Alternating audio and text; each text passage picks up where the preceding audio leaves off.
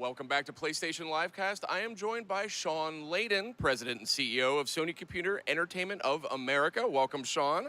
Thanks, Sid. So good to have you on the show. So obviously you were on stage the other night at the PlayStation E3 2014 press conference, and I want to say you know your games.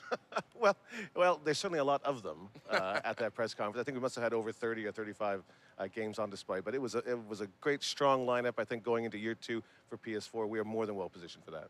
I loved your shout out to Mortal Kombat. Obviously had a kind of a gut-busting stage debut there, first gameplay.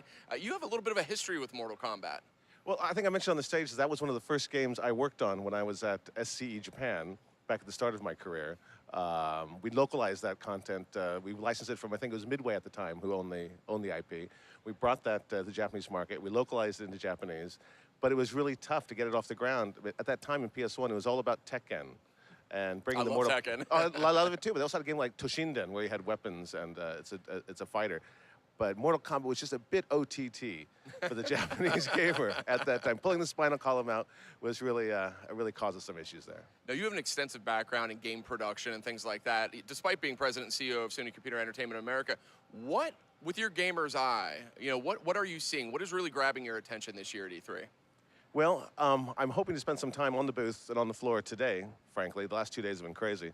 But in the press conference, I got to tell you, going through the rehearsals and seeing the demos and everything looked beautiful, and like Uncharted 4, that would just knock you off your chair. But for me, what really grabbed me was No Man's Sky. I'm hearing that all over the place. Well, that seems to be one of the big takeaways. Oh my goodness. I mean, I was talking to Sean Murray, I think he's the principal at Hello Games.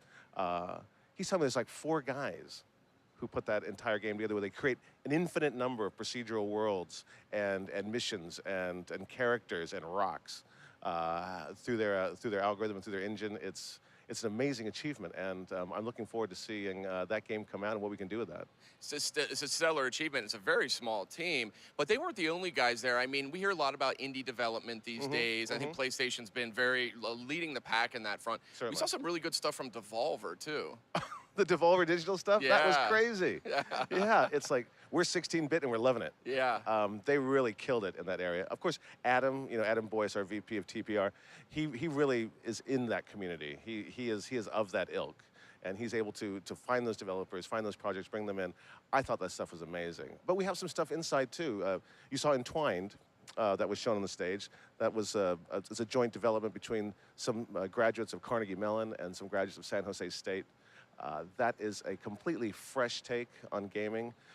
That's why the indie movement is so important for us. We have to continue to bring new ideas, new people into the gene pool, if you will, to keep it fresh, keep it new, and bring stuff like Entwined and No Man's Sky to the field. Outstanding, yeah. Obviously, just a ton of games in general. It feels like it's just software overload this year. Well, we do have an embarrassment of riches, you might say. But I've been talking to a lot of the press the last couple of days, and other partners in publishing have been very complimentary about our press conference that we had on Monday night. But what they did say is, you guys have the range. It's not just deeply in the hardcore, though we do have that. Nothing's more serious than Bloodborne. Right? Yeah, I can't wait for that one. Yeah, wow, okay. But we also have from there to Destiny, which is going to be probably, we hope we will make it, the biggest hit of the year, down to, again, to things like No Man's Sky and Entwined. And you know what I was happy about at the press conference? The big applause for Little Big Planet 3. Yeah, that looked good. Yes, Sackboy still brings it, and everybody wants a piece of that. I was delighted to see that still resonates with our audience. Have you played Grim Fandango? Way back in the day. Yeah? I'm thinking, did I play that on Mac? Did it come out on Mac? I think it did. Yeah, and I was so stoked to see that Schafer's going to bring that out to PlayStation. That's going to be fantastic. And I think, when you talk about those sorts of things, our gaming culture is filled with so much content, so many great vaults of content that we need to remake it to bring it out again. I mean, in movies, right?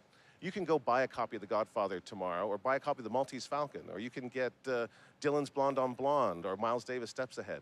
But every time we change a platform, we need to find ways to resurface that content, or else it's just lost to the sands of time. Absolutely. I love that sort of philosophy of back catalog management. And I'll tell you, I'm in the audience demographic, the target demographic for Grim Fandango. I always wanted to play it, and I never could because it was so old. It's like, PC, it's like, it's a nightmare trying to get something like that set up in today's day and age. I am so happy it's coming to PS4 and PS Vita. Couldn't be more excited. Shawn, I think we're just about out of time. All right. But thanks so much for joining us, of course. PlayStation